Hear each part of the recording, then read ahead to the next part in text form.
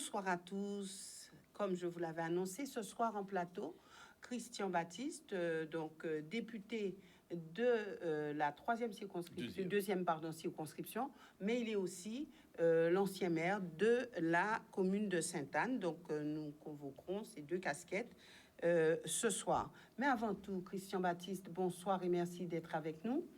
Bonsoir, Madame Boissy. Bonsoir aux téléspectateurs de Canal 10. Voilà, donc, avant tout, notre actualité encore, la tempête Fiona. Alors, comment avez-vous vécu ces événements et est-ce qu'à Sainte-Anne, on peut dire qu'il y a eu quand même des personnes qui ont été touchées? D'abord, je voudrais adresser vraiment toute ma solidarité envers tous les sinistrés qui ont subi de plein fouet, notamment du Sud-Bastère.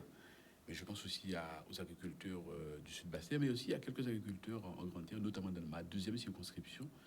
J'ai discuté très longuement aujourd'hui avec deux agriculteurs. Bon, on y reviendra, parce que je pense qu'il y a quand même des dispositions à prendre, notamment sur la problématique de l'assainissement, des terres agricoles. Bon, on va y revenir. Mais je voudrais exprimer ma solidarité. Alors, comment je l'ai vécu? Premièrement, j'ai fait le tour de toute la circonscription, le jour même. J'ai appelé tous les maires de la circonscription. Bon, il n'y a pas eu de gros dégâts au niveau des particuliers. Et comme je disais, pour l'agriculture, il faut encore faire de l'expertise. Et j'ai appelé aussi d'autres maires, le maire de Vieux-Fort, qui me disait que c'est la première fois. De la quatrième circonscription. Ouais, c'est la première fois à Vieux-Fort qu'on voyait s'écouler de boue. En général, ils voyaient ça sur la grande terre. Le maire, il y a certains même que je n'ai pas eu, mais le maire de Baïf, le maire de Vieux Habitants, même le maire de Dieppe, que j'ai appelé aussi, le maire de Goyave, le maire de Capesterre-Belo, et le maire justement de Dieppe me disait qu'elle a fait beaucoup d'efforts pour pouvoir réparer les routes.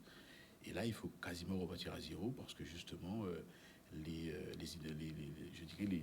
inondations, en tout cas, l'eau a complètement détruit le ravinement, plus précisément. Donc, on peut dire que donc, la troisième circonscription a été touchée, aussi. Quatrième circonscription aussi. Bien sûr. Les deux circonscriptions plus ou moins épargnées, c'est la première et la deuxième. Alors, sauf que j'ai quand même aussi un clin d'œil particulier pour la Désirade de la deuxième circonscription. Donc, j'ai eu le maire Louis Tonton. Justement, je viens de recevoir quelques images d'amateurs et où l'eau, effectivement, a raviné. Donc, il y a aussi, je pense que la Désirade doit faire partie. La Désirade doit faire partie, à mon avis, du périmètre de catastrophe naturelle. Parce que on a vu qu'au Saintes aussi. Au Saintes, tout à fait, voilà. Donc, j'exprime vraiment toute ma solidarité. Et là, nous devons, et moi en tant que parlementaire, parce que, alors, vous m'avez posé la question comment j'ai vécu, vous savez, depuis le 10h du matin, j'ai appelé Joël Mathurin, qui est le directeur de cabinet du ministère des Outre-mer, qui est aussi directeur de cabinet adjoint de Darmanin, que tout le monde connaît, qui est un Saint-Anais. Et je l'ai appelé déjà à 10h du matin pour lui dire que, bon, au train où vont les choses, il faudra que rapidement, que le gouvernement puisse, la commission interministérielle puisse se réunir et donc déclarer l'état de catastrophe naturelle. Et je ne l'ai pas eu, mais il m'a rappelé à 13h, j'étais justement à Belle-Plaine de ma tournée. Et donc, nous nous sommes promis de rester en contact. Et bien évidemment, d'autres élus, effectivement, sont entrés en contact avec le ministère, notamment le président du conseil départemental, et qui fait que nous avons été entendus. Donc, comme quoi que déjà, l'aspect vertical que j'ai toujours effectivement dénoncé, parce que c'est en bas, ce sont les acteurs. Et je pense que rapidement, les élus qui sont intervenus, on a pu tenir compte de nos interventions. Voilà. Maintenant, passons à un sujet qui vous intéresse précisément, particulièrement, la situation à Sainte-Anne, l'élection du nouveau maire, donc de Franck Baptiste, votre frère. Aujourd'hui, êtes-vous un homme triste, un homme amer, un homme en colère? Comment vous sentez-vous par rapport à ce qui s'est passé? On va développer un petit peu tout à l'heure. Alors, je suis surtout un homme déçu. Et dans la mesure où nous sommes des humains, Madame Boissy. Vous êtes un humain, nous sommes des humains. Je n'aurais jamais imaginé que mon propre frère m'aurait mis dans cette situation. Et évidemment, la surprise était grande. Vous l'avez reçu, il a donné les explications.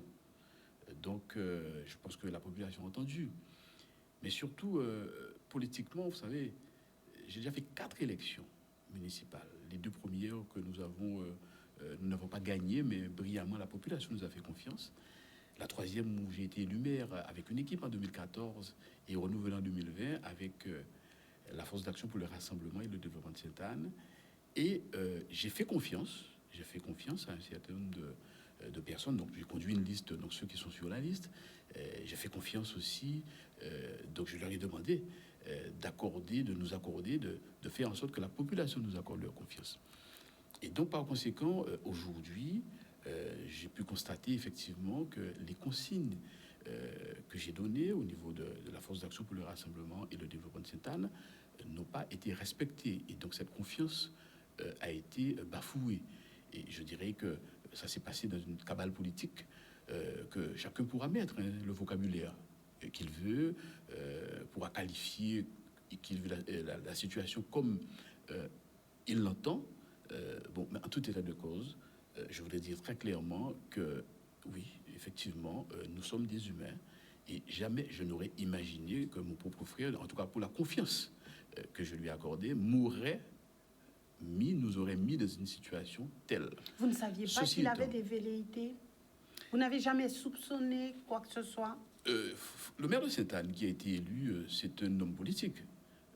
C'est quelqu'un qui a une expérience, donc à la limite, c'est tout à fait légitime. Mais ce que je veux dire, c'est que nous avons eu des échanges, parfois houleux. Nous avons discuté, j'ai réuni, j'ai orienté le choix, évidemment, mais nous avons eu des discussions. Il y avait un compromis qui était prévu. Et jusqu'au matin, nous avons réuni l'ensemble des élus, une demi-heure avant. Mais personne dans la salle n'a dit que Franck Baptiste est candidat. Lui-même n'a pas dit qu'il était candidat. Il me l'a informé juste avant d'entrer dans l'hémicycle. Alors évidemment, j'ai senti qu'il y avait une cabale peut-être qui se préparait. Je reviens de Paris le jeudi, avant l'élection. Je l'appelle, son portable est fermé. Il ne m'a pas répondu, ni le vendredi. Et d'ailleurs, vous lui avez posé la question. Mais est-ce que vous avez informé les autres? Et bien, il vous a dit non, c'était une stratégie. Donc les choses sont claires. Bon, mais à la limite, il aurait pu dire, voilà, nous avons décidé un compromis, mais finalement, non. Non, je vous dis que moi, je suis candidat et que je n'accepte plus ce compromis. À ce moment-là, nous aurons échangé, nous aurons discuté. En tout cas, on aurait informé le groupe et informé notamment Madame Lydia Farouk-Pouilleul, en qui j'ai fait confiance. Je n'ai pas su communiquer sur mon positionnement. Je parlais avec loyauté, avec sincérité. Madame Boss, vous connaissez mon parcours politique. Lorsque j'étais dans l'opposition notamment, je venais souvent ici pour pouvoir exprimer mes positions. Donc moi, on connaît ma loyauté, ma sincérité. Je n'ai pas de casserole politique. Et ce n'est pas aujourd'hui que je suis député, parce que lorsque vous êtes à l'Assemblée nationale, vous devez monter patte blanche.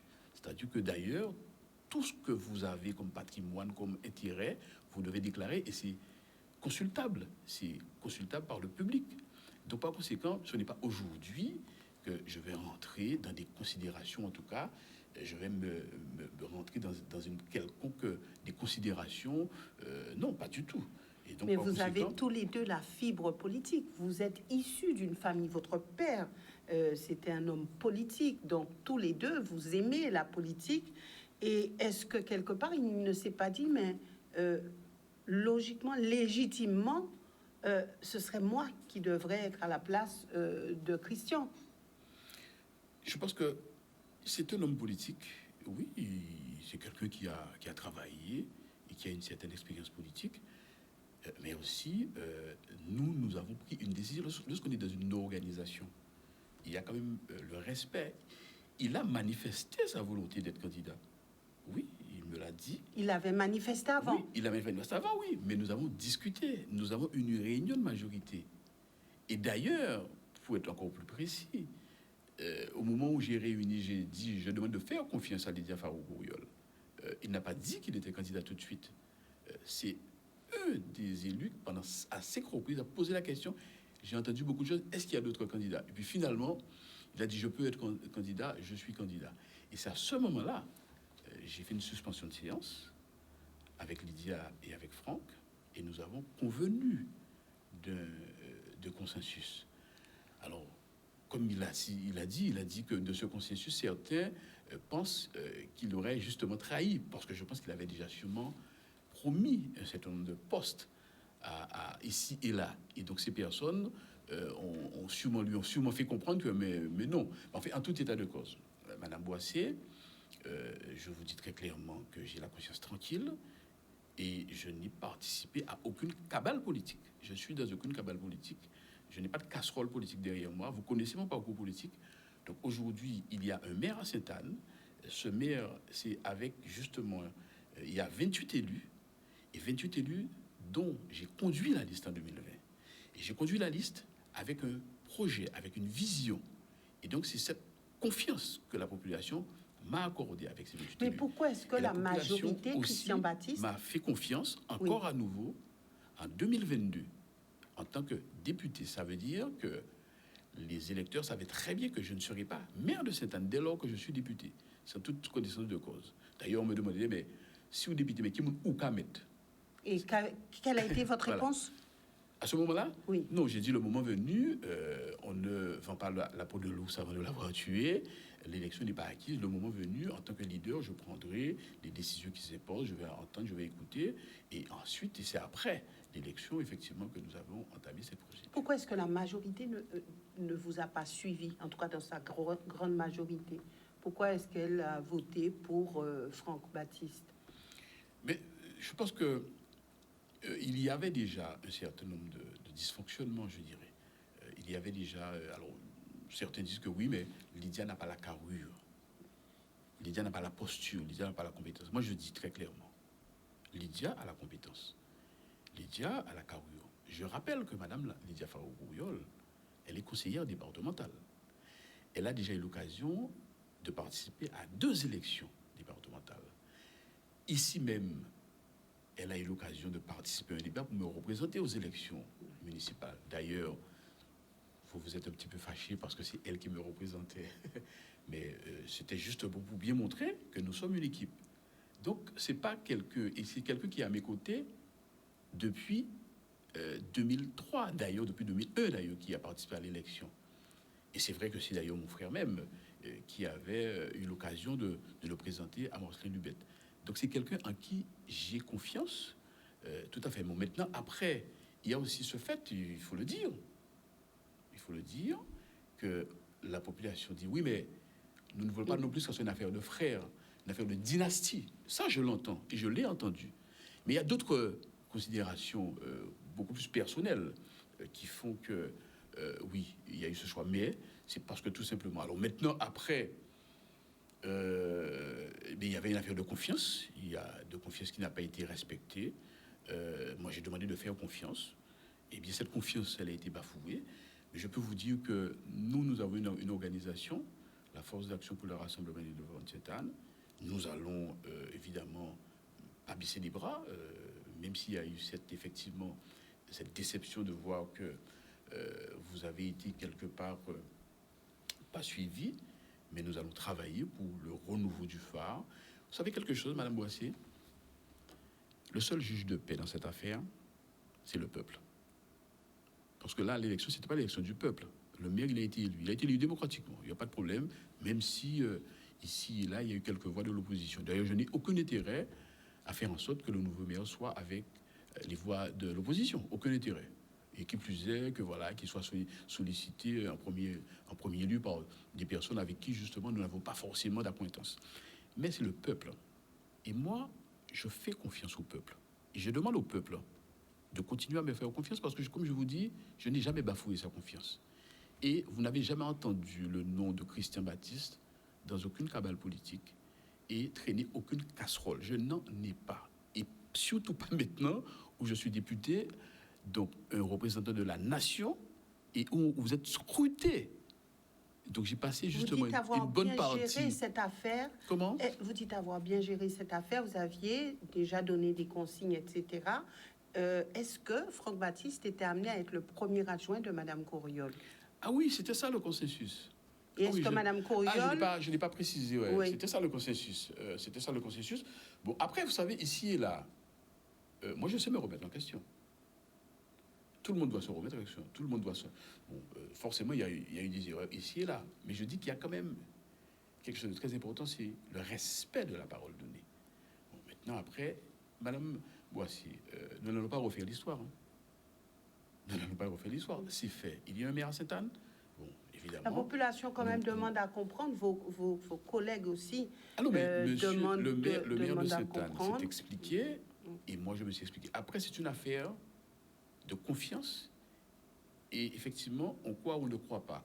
Moi, je vous dis, dans les yeux, je regarde les téléspectateurs, dans les yeux, j'ai la conscience tranquille. Je ne suis dans aucune cabale politique. Je suis clair là-dessus. Et je vais même plus loin avec vous. Moi, c'est le peuple qui est le juge de paix. Moi, je passe dans la population. D'ailleurs, je suis amené à remplir cette mission qu'on m'a accordée à l'Assemblée nationale. Mais si je suis à l'Assemblée nationale, comme dirait la formule, si je suis là-bas, c'est grâce à ici, c'est grâce à Sainte-Anne, et c'est grâce à toutes les communes qui font partie de la circonscription. Et donc, quand je suis ici, je suis près de mon peuple, dans la proximité, près de la population. Et que dit-elle? Et je leur explique. Mais il y en a qui sont beaucoup déçus, qui ne comprennent pas que tout le travail, et peut-être que le maire de Sainte-Anne n'a pas mesuré l'ampleur et des conséquences, je dirais, de son acte, sur tout le travail que nous avons effectué. Comme je vous dis, j'ai fait 4 élections municipales. On aurait pu dire, après la 2e élection municipale où je n'ai pas gagné, bon, Christian, bon, tu ne fais pas l'affaire, sorti ou là, mais nous allons mettre notre monde pour qu'on dise cela. Non. La population a bien fait comprendre, tu dois encore travailler. Tu dois encore avoir de l'expérience. Et en 2014, nous avons eu une brillante élection. En 2020, réélu brillamment. En 2021 aussi, nous avons une belle élection départementale et une très belle élection législative.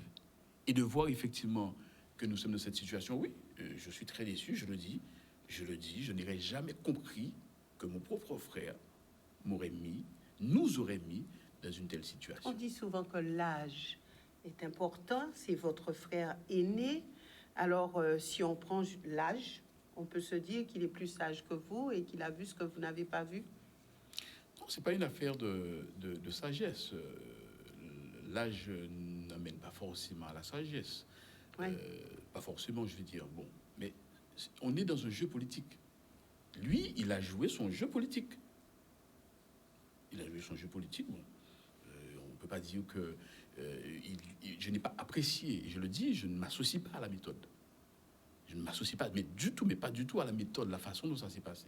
Et encore moins dans la mesure où nous sommes 28, il y a une partie de cette majorité que la population a fait confiance en 2020, qui a été écartée de la gestion municipale. Attention. Donc ça aussi, ce sont des sujets qui doivent être aussi réglés. Comment régler? Est-ce que c'est à vous de régler? Est-ce que c'est à lui? Est-ce que c'est ensemble, vous et lui, de toutes les façons, qui allez régler cette situation? Nous ne faisons pas. Il a décidé d'écarter une partie de la majorité. Donc forcément, en tant que maire, il aura à régler. Qu'est-ce qu'il a à régler? Eh bien, il a à régler la confiance qu'il a perdue. La confiance, quand je dis qu'il a perdu de par certains élus, mais aussi peut-être de la population. Évidemment, il y a certaines personnes qui voient ça de bon oeil. Mais je veux dire que c'est une élection qui s'est passée en interne, je veux dire. Et donc, par conséquent, et notamment toutes les questions que vous posez là, que vous dites que d'autres personnes se posent la question, mais est-ce que derrière ça, il n'y a pas eu... Eh bien oui, c'est ça qu'il a réglé. Ce n'est pas à moi. Et tout le monde sait très bien. Alors évidemment, une fois, parce qu'on se disait déjà, une fois que j'avais dit que, bon voilà, que nous orientons notre choix avec Madame Lydia Farouk-Ouyol, eh bien tout le monde s'est tué. Et j'ai été très clair là-dessus. Mais le fait que ça s'est passé comme ça, bon, forcément on s'est dit, mais est-ce que tout compte fait? Eh bien voilà. Qui ment, qui voilà. A trahi, bon. Qui n'a pas trahi. Alors, c'est vrai que certains disent que vous êtes honnête dans tout cela, d'autres disent que c'est votre frère. C'est la conscience qui est importante. Oui. Je dis que l'histoire, de toutes les façons, l'histoire, ça peut être dans 5 ans, dans 10 ans, dans 15 ans, ça peut être après-demain. L'histoire va bien montrer que lui, il a mené son affaire. En tout cas, nous n'étions pas au courant. Moi, je n'étais pas au courant. Je l'ai su réellement le jour. Et donc, il a dit très clairement. Et donc, je ne je ne suis pas associé, et encore moins à la façon, à la méthode qui a été employée. Et donc, je suis clair, je suis net là-dessus. Est-ce que c'est vraiment une déchirure entre vous? Est-ce que vous continuez à fonctionner en tant que frère? Mais bien sûr, non, attendez. Mon frère a souhaité me rencontrer. Il a dit qu'il avait réuni la famille. Donc, c'est moi qui ai demandé. Il a souhaité me rencontrer en tête à tête. Je lui ai dit, pour une première rencontre, on va se rencontrer avec mes sœurs. C'est moi. C'est vous qui avez initié? C'est Christian Baptiste qui a initié cela. D'accord? Ok. Donc, on sait faire le partage des choses. Donc, je ne suis pas en guérilla avec le maire de Sainte-Anne. Fut-il mon frère, je ne suis pas en guérilla. Nous sommes des êtres humains, comme je vous dis. Hein. Nous sommes des êtres humains. Hein. Et les êtres humains, effectivement, nous connaissons des déceptions. Et comme je vous ai dit, en tant qu'être humain, oui, je n'aurais jamais imaginé qu'une telle situation, que mon propre frère nous aurait mis dans une telle situation. Voilà. Il n'a pas dit qu'il ne se présenterait pas aux prochaines élections municipales. Donc, après, ça, c'est le jeu politique. On n'en est pas encore là. Il faut pas. Non, attendez. Il faut pas. Et on n'en est pas encore là. Je dis quand même, Madame Boissé, je vous ai dit que j'ai fait 4 élections municipales. Et la population m'a fait confiance pendant 2 élections. J'ai redressé la ville de Sainte-Anne. Et je pense que ça, tout le monde, et toute la Guadeloupe en parle. Et y compris les services de l'État. Et nous avons remis Sainte-Anne sur de grands chantiers, en mode chantier. Tous les sujets que le maire de Sainte-Anne a abordés, c'est notre projet. Lorsqu'on parle effectivement du bétel qu'on va racheter, eh bien, c'est justement Patrick Solvay, qui est adjoint au maire de la Culte, qui me disait, mais voilà, j'ai un contact, on voulait faire cet achat-là, mais voilà, et qui m'a mis en contact avec M. Bariton. Et donc, nous avons dit que dans un premier temps, que nous allons mettre ces structures-là au service de la CAL pour qu'il y ait une infrastructure culturelle. Bon, finalement, vous savez comment les choses se sont passées à la CAL, et puis finalement, nous sommes revenus sur une décision de dire, voilà, nous pourrions transformer ce bâtiment-là. Donc, c'est le projet de l'équipe que j'ai conduite. Et tous les autres projets, le stade, tous les autres projets. Tout est déjà dans le sillage. Mais bien sûr. Il ne fera que continuer ce que vous avez initié. Mais tout à fait. Il ne fera que continuer ce que Christian Baptiste et son équipe, il était dans l'équipe aussi. Donc, il fait partie de l'équipe. Mais surtout, que la population, en 2020, a fait confiance à une majorité. Sainte-Anne toujours avec vous. Il y a 28 élus dans ce conseil municipal que la population a fait confiance. La grande majorité, à près de 60%. Et donc, par conséquent... il faut recoller les morceaux. J'ai travaillé, nous avons travaillé. Et donc, aujourd'hui, il y a une commune à gérer. Et donc, ce que nous espérons, nous sommes là. Alors, qu'est-ce que nous disons? Nous sommes tous pour l'intérêt de Sainte-Anne. Bien d'accord. Donc, nous allons terminer avec les explications. Aujourd'hui, on parle de travail. Alors, j'ai entendu dire, oui, effectivement, qu'il va mettre au travail. Alors, est-ce que ça veut dire que ceux qui n'étaient pas là ne travaillaient pas, ou lui-même ne travaillait pas? Bon, c'est pas du tout ce que ça veut dire. Et quand il dit ça, il sait très bien que oui, il y a certains élus qu'il doit mettre au travail, qui ne travaillaient pas suffisamment. C'est lui qui l'a dit. Il a dit, je vais mettre... Donc, quand on dit je vais mettre au travail, ça veut dire ce que ça veut dire. Mais en tout état de cause, l'intérêt, c'est Sainte-Anne.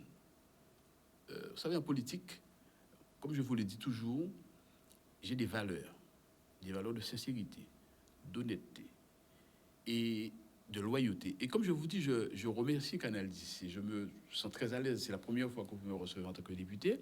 D'ailleurs, j'espère qu'on aura le temps de parler du sujet. Parce que nous aurons une rentrée parlementaire qui sera très chaude avec des annonces qui sont déjà faites par le gouvernement. Il faudra qu'on en parle sur les différents points, que ce soit la retraite, que ce soit le budget, que ce soit le pouvoir d'achat. Mais si je suis là aujourd'hui, je suis toujours venu ouvertement à Canal 10. Vous m'avez toujours donné la possibilité de m'exprimer. Et notamment quand je n'avais pas de mandat électif. Et donc là-dessus, c'est pourquoi je me retrouve tout naturellement. Et franchement, je suis tout à fait à l'aise pour parler à tous les Guadeloupéens et en toute sincérité et avec la conscience tranquille. Et donc, vous savez, il y a tout un chacun a son interprétation sur une situation. Vous n'allez pas empêcher aux gens de parler. Hein. Vous n'allez pas empêcher aux gens de parler, c'est leur droit. Il s'agit de convaincre le plus grand nombre quand même pour vous. Il s'agit de convaincre, mais il s'agit aussi surtout de la jugeote. Je pense que la Guadeloupe me connaît. Et ceux qui parlent souvent de moi ne me connaissent pas. Alors évidemment, on parle sur des stéréotypes. On sait très bien qu'en politique, il y a énormément de stéréotypes, des images toutes faites. Non, mais là-dessus, je crois que... En tout cas, Madame Boissé, je suis content d'être ici ce soir à Canal 10. Et on a des sujets importants à aborder. Alors, juste avant de fermer cette parenthèse... La fonction de député, parce que je fais partie de la commission des finances, donc il y a le budget de l'État qui sera voté. Et donc, je m'en vais d'ailleurs dans une semaine, dimanche, pour pouvoir recommencer à travailler après cette session, cette fin de session très active que nous avons eue, et surtout de toutes les décisions que nous avons prises, de vérifier que ces décisions seront mises en œuvre. Juste avant, un petit mot au niveau de la CARL. Que va-t-il réellement se passer de ce groupe que vous avez créé, le groupe, on va dire, d'opposition au niveau de la CARL, puisque Franck Baptiste a dit vouloir travailler de toute façon avec la majorité. Quelle majorité? De l'UME? Alors, oui, d'accord. De l'UME. Oui, il a dit très clairement qu'il est dans la majorité. Une majorité, effectivement, qui s'oppose à une certaine gestion au pacte. Bon, moi, ça fait très longtemps que je ne parle pas de la CARL, je laisse aux autres collègues en parler. Donc, moi, je ne vais pas... Nous sommes dans une position, bon, effectivement, mais je suis solidaire à l'UME. Et donc, toutes les décisions et les dispositions et les discussions qui seront prises, parce que je reste conseiller municipal et ainsi donc conseiller communautaire. Et donc, je prendrai part et je reste solidaire, comme effectivement le maire de Sainte-Anne l'a dit, à l'UME. On a vu que le président de la CARL a salué l'élection de Franck Baptiste. Il était présent, j'ai vu. J'étais surpris de voir sa présence. Il était présent. Il a été le premier à saluer, en tout cas à tapoter l'épaule du nouveau maire de Sainte-Anne. J'étais très surpris. Alors, est-ce que cela augure quelques rapprochements? Est-ce que cela augure... On verra. Nous sommes là, nous sommes en train d'observer. Mais j'étais très, très surpris. Surpris et triste. Alors oui, la tristesse, c'est de voir, comme je le dis toujours, quand c'est votre propre frère qui vous met dans une telle situation, oui, on est déçu et on est triste. Et surtout, on ne l'avait pas imaginé. J'aurais pu l'imaginer de tout autre homme politique ou femme politique, mais de votre frère, non. On dit qu'il n'y a pas d'amis en politique, et ça, vous le savez. Non, mon frère n'est pas mon ami. C'est mon frère. C'est pourquoi je vous dis de toute autre personne à la limite. Bon, mais enfin, c'est arrivé. Il n'y a pas de sentiment. C'est arrivé, mais vous savez, je suis quelqu'un qui croit en l'univers, au cosmos, qui croit. J'ai une grande force intérieure, une grande force mentale, et la nature reprend ses droits. Elle doit reprendre ses droits. Et quand je parle de la nature, je veux dire que lorsque quelque chose est véridique, c'est la vérité qui est vraie, tout naturellement. Donc, si quelque chose est fait de façon pas naturelle, eh bien, forcément, c'est quelque chose qui peut ne pas tenir. Donc, c'est l'histoire qui nous dira. Mais en tout cas, bon, moi, je suis tout à fait en phase avec mon âme, ma conscience, et surtout mes valeurs de loyauté, de sincérité et d'honnêteté. Vous avez vécu dans le même foyer, dans la même famille, vous portez les mêmes valeurs. Évidemment, nous avons reçu l'éducation. C'est pourquoi je vous dis que je ne suis pas un guérilla avec le maire de Sainte-Anne. Merci Christian Baptiste sur cette partie. Alors c'est vrai qu'il y a la rentrée parlementaire, mais juste avant d'y arriver, donc vous avez rencontré le président de la République. On a vu que vous avez eu à vous exprimer, à dire au président ce que vous souhaitiez. Et puis, arrivé en Guadeloupe, c'est vrai que le sujet qui a mobilisé, c'est celui de l'évolution institutionnelle. Et alors, chacun, pour l'instant, a son avis là-dessus. Quelle est votre position réelle sur cette évolution? Alors, pour situer le contexte. Ou cette autonomie, enfin, selon certains, c'est évolution, il faut mettre aussi l'autonomie, il faut mettre une assemblée unique, enfin bref, chacun met sa touche. Non, je voudrais d'abord situer le contexte. Il y a eu l'appel de Fort-de-France. Oui. Et hasard du calendrier, nous recevons une invitation à dîner, à participer à dîner en l'honneur des élus ultramarins. Bon, alors sauf le Pacifique. Ensuite, mais nous disons que moi j'ai reçu une invitation personnelle, je dis bon, moi, je ne vais pas me déplacer à Paris pour un dîner. C'est quoi le contenu de ce dîner? Et donc, nous les élus, nous nous sommes rencontrés, nous avons échangé et nous sommes dit que nous n'allons pas à Paris pour dîner. Quand vous dites nous les élus, c'était qui? Alors, dans ce premier temps, nous nous sommes réunis à la résidence départementale avec tous les parlementaires. Tous les parlementaires étaient là. Ensuite, il y avait le président du conseil départemental, le président du conseil régional et le président de l'association des maires. Et là, nous avons dit que nous n'irions pas à Paris pour dîner.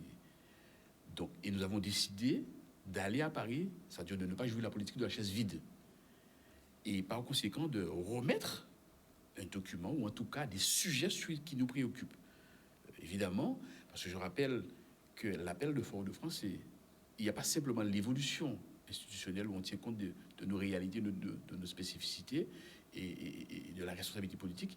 Il y a aussi le côté économique, où nous devons tenir compte de notre situation écologique, enfin de notre biodiversité, de nos atouts pour pouvoir, et donc un développement qui soit basé sur nos atouts naturels.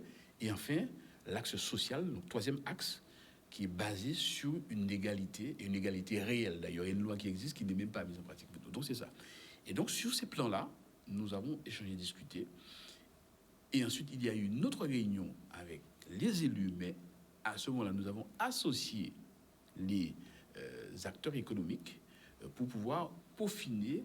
Et il y a eu plusieurs appels, plusieurs coups de fil avec les ministères. Bon, moi-même, j'ai appelé le directeur de cabinet du ministère des Outre-mer, j'ai appelé le conseiller de Kiriver, le conseiller politique, le conseiller Outre-mer du président de la République, bon, pour expliquer que...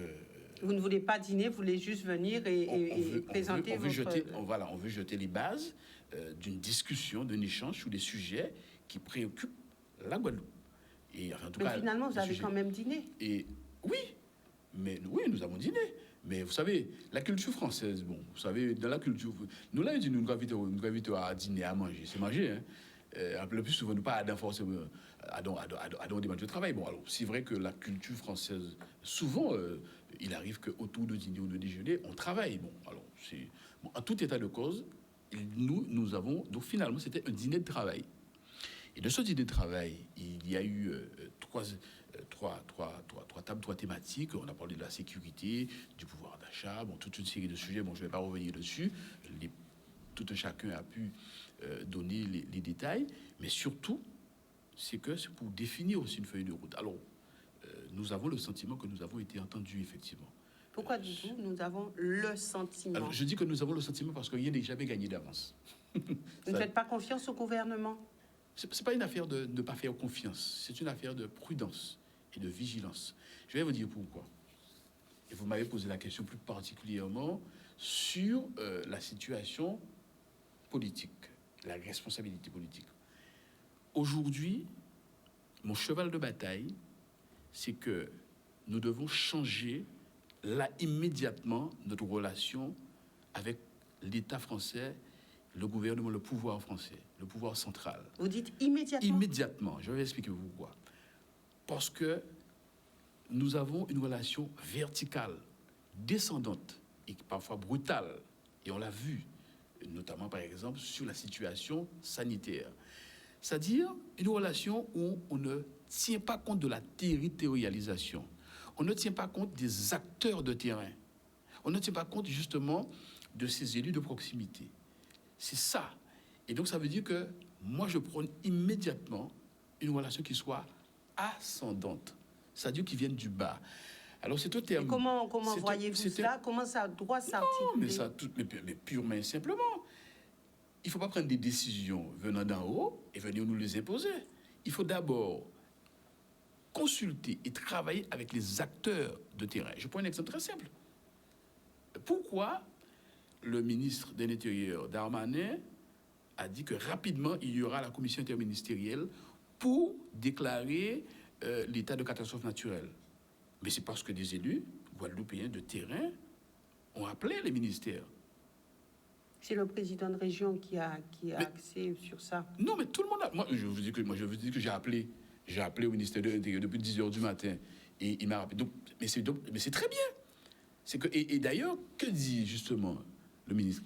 Nous sommes attentifs à l'appel des élus pour déclarer rapidement. Voilà un exemple très concret. Donc ça veut dire que la décision qui a été prise en haut est venue des éléments d'en bas. Donc on peut dire que le gouvernement a changé son regard sur nos élus. Mais c'est ce que je disais, je répondais ça à quelqu'un qui m'a envoyé un message et ça me faisait rigoler, comme lui-même d'ailleurs. Eh bien oui, eh bien déjà ça veut dire... Mais qu'est-ce qui a changé? Non, mais attendez, c'est un début. Mais rien n'a changé fondamentalement encore. Non, je parle de la relation. Vous avez dit maintenant le président de la République, le gouvernement entend les élus. Non, j'ai pris un exemple concret.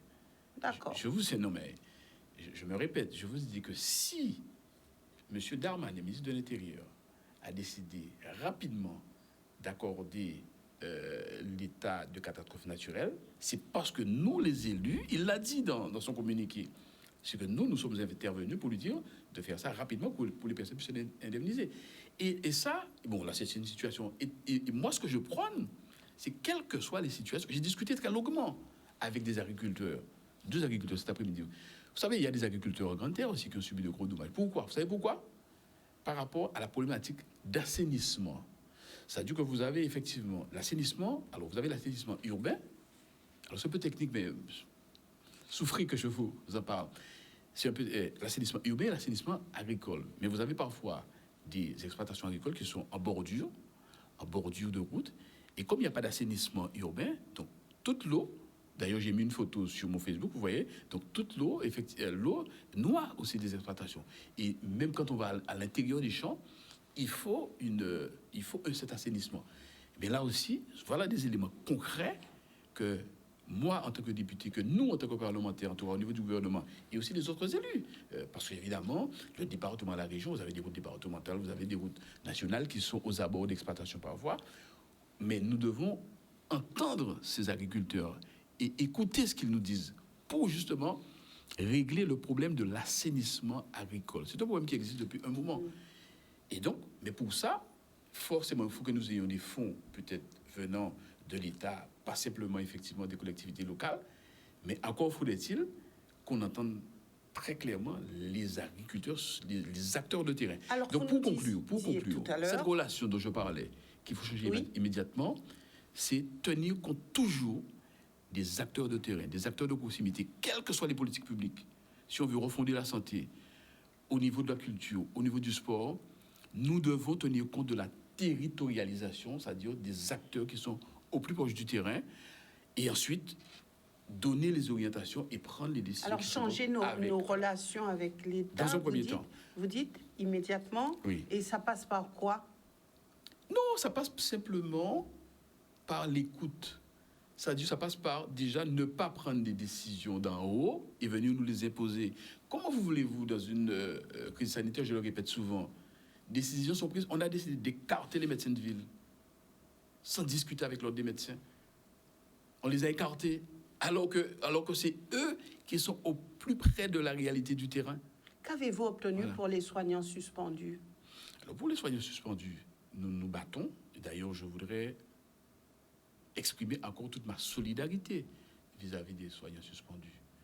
Au niveau du Parlement, on nous a refusé des amendements pour charge. C'est-à-dire que dès lors que, soi-disant, en l'occurrence, je ne vois pas la charge, en l'occurrence, parce que ce sont des soignants qui étaient payés. Donc ensuite, on continue à se battre pour le gouvernement. Mais là, actuellement, moi, ce que je prône en disant, durant cette catastrophe naturelle, nous avons déjà moins de soignants, ceux qui ont été suspendus de façon scélérate, encore, je le dis. Mais surtout, vous avez eu des patients qui n'ont pas pu être pris en charge. Eh bien, moi, ce que je propose, justement, c'est que les soignants, qu'on puisse les réintégrer pour permettre, ne serait-ce que par la télémédecine. Mais qu'est-ce qui coince? Ne serait-ce que par la télémédecine. Nous avons tous un smartphone. Si les soignants qui sont suspendus, l'important, c'est qu'ils travaillent. D'accord, ils ne peuvent pas être en présentiel, mais on peut trouver cette solution de télémédecine, des consultations à distance. C'est possible. Tous les soignants ne peuvent pas, on parle de médecins, et encore, mais tous les soignants ne peuvent pas être dans ce schéma de télémédecine. Non, évidemment.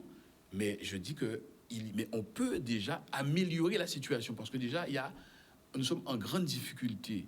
Mais qu'est-ce qui coince pour les réintégrer, Christian Baptiste? Mais qu'est-ce qui se coince? C'est l'État.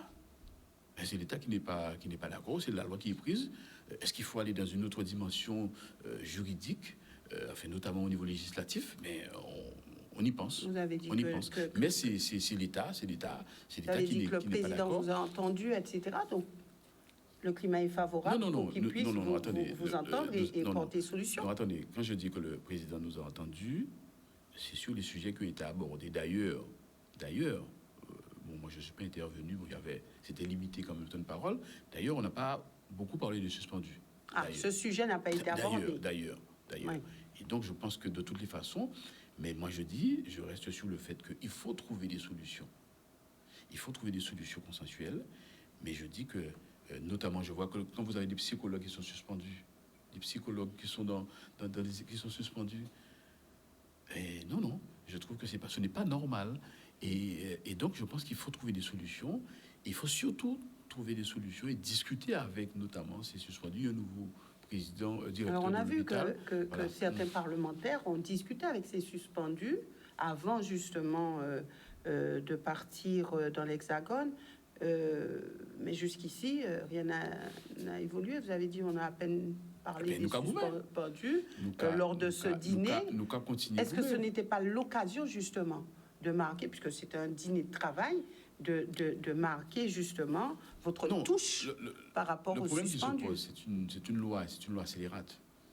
Si on veut changer les choses, c'est peut-être il faut une autre proposition de loi ou un autre projet de loi pour pouvoir revoir les choses.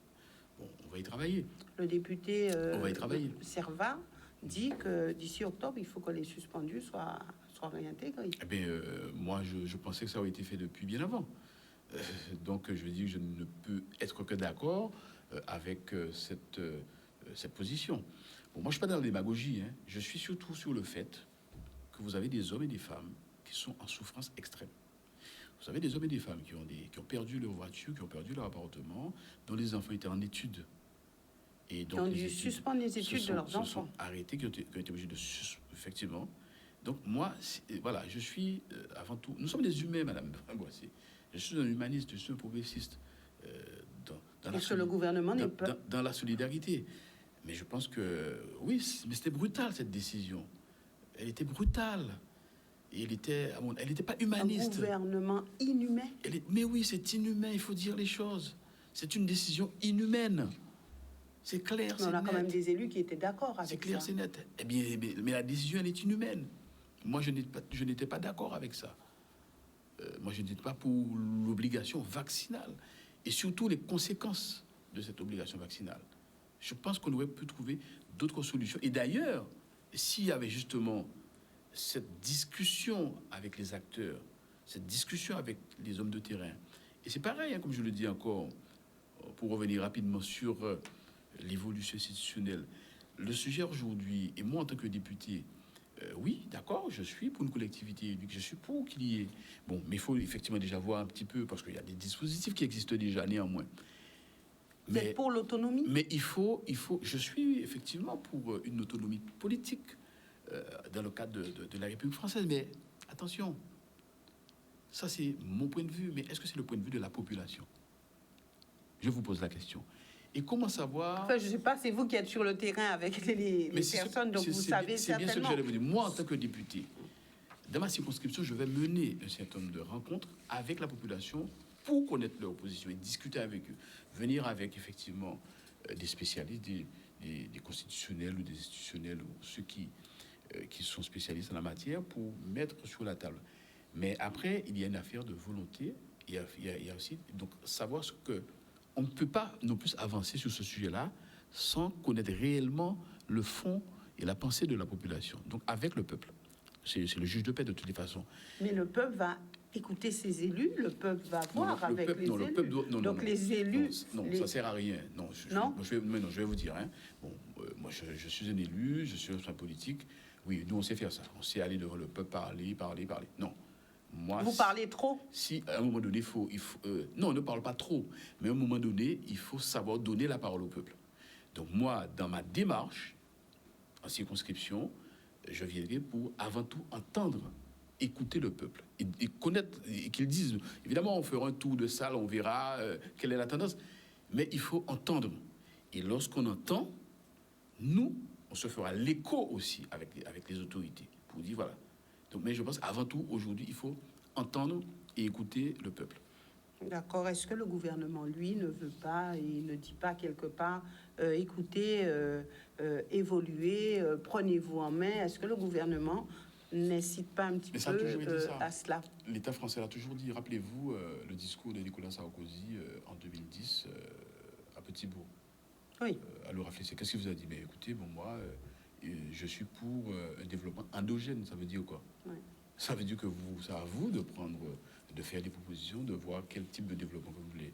Mais oui, nous pouvons avoir ce développement endogène. Nous avons des atouts. Prenez-vous en main, vous avez des mangues qui jonchent le sol, qu'il avait dit, et vous n'en faites rien, et vous achetez, etc. Nous avons des atouts. Nous avons des atouts naturels, notamment en matière de transition énergétique. Nous avons différentes énergies. Nous avons effectivement des terres, encore que, nous sommes dans un changement global. Et d'ailleurs, ce qui s'est passé, les intempéries, c'est lié au changement global, c'est lié au changement climatique. Alors, est-ce que Emmanuel Macron n'a pas dit la même chose? C'est lié au réchauffement climatique. Emmanuel Macron a dit je veux avoir avec vous un discours franc et direct. Et franc et direct, sous-entendu que je suis là aussi pour entendre ce que vous voulez. Donc maintenant, il faut savoir ce que nous voulons. Et ce que nous voulons, nous devons l'avoir. Quand je dis nous, parce que nous étions des élus à l'Élysée, nous n'étions pas dans un restaurant, nous étions au centre du pouvoir. Certes, c'est un dîner, mais nous n'étions pas dans un restaurant au Fouquet's ou dans un restaurant Bouchic Bonjour. Nous étions dans le centre du pouvoir, à l'Élysée. Vous avez quand même bien mangé. Pas dans un grand restaurant, mais... Ça va être même très bon, mais nous, parfois, on va pas manger tout ça, même ça va tout ça. Ah oui? Non, mais bon, enfin bref. Je dis ça sous forme de boutade, mais je veux dire, mais non, mais franchement, c'était pas ça franchement. Mais quand il a mis à l'honneur des élus, ça, c'est effectivement. C'est pas le dîner qui m'a marqué, je veux dire, en tout cas. Bon, mais qu'est-ce qui vous a marqué lors de ce dîner? Non, ce qui m'a marqué, enfin, rien ne m'a marqué particulièrement. Ce qui m'a marqué, c'est qu'en face, c'est que nous avons pu amener le président de la République avec ses trois ministres, M. Darmanin, le ministre de l'Intérieur, la première ministre aussi était là, et aussi le ministre Carinco, évidemment. Donc, je veux dire que nous étions quand même dans un haut lieu du pouvoir français, et avec des hauts responsables de l'État français. Et donc, ça veut dire qu'il y a quand même une attention qui nous a été accordée. Donc ça, effectivement, c'était quand même marquant. Mais ensuite, par la suite, quelle sera la suite de cette attention? Donc, nous restons vigilants pour que nous ayons autant d'attention. Et d'ailleurs, moi, j'ai discuté avec le conseiller à l'outre-mer de l'Élysée en lui disant, mais voyez, en disant que oui, là, voilà, le président nous a accordé cette rencontre, bon, comme c'était une faveur. Mais j'ai dit, mais attendez, mais notre réalité en outre-mer ultramarine n'est pas la même qu'en Alsace ou en Corse. Et à la limite, le président, il aurait même dû faire ça avec cet honneur aux élus. Il aurait même dû faire ça avec chaque région. Comme ça lui permettra d'avoir encore une réalité plus proche de la France. Voilà, donc à la limite, c'est voilà. En tout état de cause, Madame Boissé, nous avons une entrée parlementaire qui sera très active. Quels seront les sujets qui seront abordés? Les sujets qui seront abordés. Premièrement, nous avons déjà entendu, le gouvernement a fait des annonces que, d'une manière ou d'une autre, le budget sera voté, fut-il utilisé le 49.3. Bon, donc ça veut dire le passage en force. Je tiens à rappeler que lorsqu'on prend les pays de l'OCDE, c'est-à-dire l'Organisation de coopération pour le développement économique, la France, c'est le pays où il y a eu le plus grand recul du pouvoir d'achat. 1,9%. 1,9%. Et là-dessus, lorsque le gouvernement, effectivement, parle de la théorie du ruissellement, c'est-à-dire qu'effectivement, on veut augmenter, on veut diminuer les impôts des plus... des plus riches, et que justement que ça va permettre effectivement de créer le plein emploi, de créer l'emploi, de diminuer, d'augmenter la croissance.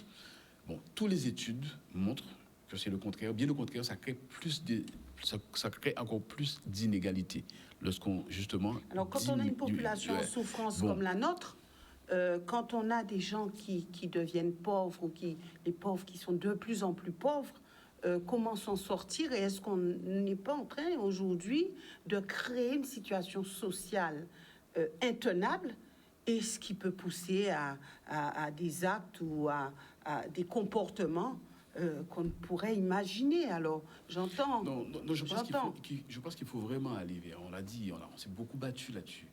Nous sommes dans une situation de crise et inflationniste où vous avez effectivement des sociétés qui se font de super profits. Il faut taxer ce super profit. Et d'ailleurs, vous avez... Oui, mais ça, on le dit depuis longtemps, mais ça ne s'est jamais fait. Au contraire, on continue à dire aux riches, voilà, on vous donne, on vous fait des cadeaux, même quand c'est pas Noël, quoi. Mais justement, et c'est bien ce que nous disons, il faut aller pour permettre effectivement qu'il y ait ce développement de l'emploi, parce que c'est vrai que la politique, elle est quand même assez indigente. Bon, là, d'accord, le gouvernement se satisfait, mais lorsqu'on regarde bien très concrètement, on voit qu'il y a beaucoup plus d'inégalités. On constate qu'il y a de plus en plus d'inégalités, et donc forcément ceux qui sont riches deviennent plus riches. Quand je parle de riches, je ne sais pas. Et ceux qui sont pauvres deviennent plus pauvres, voilà. Forcément. Voilà. Bon, maintenant, il y a aussi le problème des retraites. Eh bien, là, qu'est-ce qui est annoncé? C'est que le gouvernement voudra, dans le projet de loi de finances de la sécurité sociale, le PLFS, va faire passer la réforme de la retraite dans un amendement. Là encore, c'est quelque chose de sournois. Ça va créer aussi encore sûrement du désordre social. Le CVAV, qui la contribution de la valeur ajoutée des entreprises, contribution de la valeur ajoutée des entreprises, eh bien, c'est quelque chose qui va être diminué. C'est-à-dire, c'est un impôt sur la production. Eh bien, il est prévu, Bruno Le Maire a annoncé que, donc c'est une fiscalité des collectivités locales. D'ailleurs, il voulait déjà en 2023 de supprimer mais là, le gouvernement n'a pas les pleins pouvoirs. De supprimer. Attendez, non, je termine. De supprimer. Non, c'est important ce que je vous dis. Oui, non, je ne dis pas le contraire. De supprimer déjà depuis 2023. Bon, finalement, ce sera sur 2 années. Bon, on nous annonce effectivement qu'il y a 1,5 million d'euros pour les collectivités sur la transition écologique. Bon, alors que lorsque nous avons voté le PLFR, le projet de loi de finances, à la session parlementaire extraordinaire, ce n'était pas prévu. En tout cas, ce n'est pas dans le PLFR. Et 1,5 million d'euros, attention. Et alors que la crise sur l'ensemble des collectivités, c'est 1,5 milliard d'euros. C'est 7 milliards d'euros qui ont été impactés sur les collectivités. Donc ça veut dire que 1,5 milliard d'euros, c'est très peu. Maintenant, nous attendons de voir, est-ce que ce sont des crédits nouveaux? Quelles sont les modalités de répartition? Donc c'est tout ceci que nous aurons à voir à la rentrée. Et voilà, donc nous avons des sujets très brûlants. Dans ce contexte, et rapidement, puisque nous sommes arrivés au terme de cette émission, comment prétendre à des jours meilleurs? Comme je le dis, prétendre à des jours meilleurs, c'est toujours, moi je suis un humaniste, progressiste, c'est faire en sorte, nous en tout cas en Guadeloupe, faire en sorte qu'il y ait déjà une égalité réelle. Parce qu'il y a une loi qui existe sur l'égalité réelle. Oui, mais on sait bien elle n'est pas mise en œuvre. Oui, mais ce sont des mots. Ça fait joli de dire égalité réelle. Mais quand on regarde, on n'a pas d'égalité réelle. Le problème, il est éminemment politique. Et je vous dis que dans un premier temps, éminemment politique, en tenant compte de la réalité des acteurs du terrain. Nous, c'est à nous de définir. Il n'est pas question pour nous d'avoir, effectivement, des décisions qui viennent d'en haut et que nous soient posées. Et donc, concrètement, c'est cela. Et alors, attendez, mais moi... Non, nous sommes arrivés au terme de l'émission. J'ai porté un amendement à l'Assemblée nationale pour, effectivement, la TVA à taux zéro, qui existe déjà en Guyane et à Mayotte, pour la Martinique, pour la Réunion et pour la Guadeloupe. Ça a été refusé. Voilà un exemple concret la TVA à taux zéro. Et d'ailleurs, vraisemblablement... Donc, quelque part, vous nous dites que vous n'êtes pas écouté, vous n'êtes pas suivi. Eh bien, c'est-à-dire que nous... Il est clair que, oui, le gouvernement actuel ne nous a pas suivis. Donc, il faudrait peut-être... Effectivement, c'est pourquoi, d'ailleurs, les ultramarins, n'étant pas entendus, eh bien, c'est pourquoi... Et c'est pourquoi d'ailleurs qu'on nous a réunis, soi-disant à l'Élysée. C'était clair, hein, en disant que oui. Vous avez été entendu à l'Élysée, vous n'êtes pas entendu ailleurs. Non, attendez. Ouais. Non, mais oui, mais les choses évoluent. Non, pas ailleurs. C'était au mois de... On n'a pas été entendu à l'Assemblée, mais après, on évolue. Mais d'ailleurs, on nous a réunis très clairement parce que justement, la politique d'Emmanuel Macron a été rejetée dans les territoires ultramarins. Et donc, il nous a clairement dit que oui, fort de cela, je dois aussi vous comprendre et vous entendre. Donc, c'est lié aussi à ça. Donc, en tout cas, ce n'est pas la politique qui est mise en place. Les gens qui ne nous entendent pas, mais ce ne sont pas des gens pour qui nous avons voté en majorité. Merci, Christian Baptiste, d'être venu sur ce plateau. Merci aussi à vous, téléspectateurs, de nous avoir suivis. Nous nous retrouvons demain pour une émission spéciale où plusieurs maires seront sur ce plateau, des maires de communes qui ont été sinistrées. Et puis, avec ces maires, nous ferons un petit tour de ces différentes communes. Et puis, nous ouvrirons l'antenne si vous avez des besoins, si vous avez des idées, vous pourrez le faire à partir de cette émission. En tout cas, excellente soirée à tous.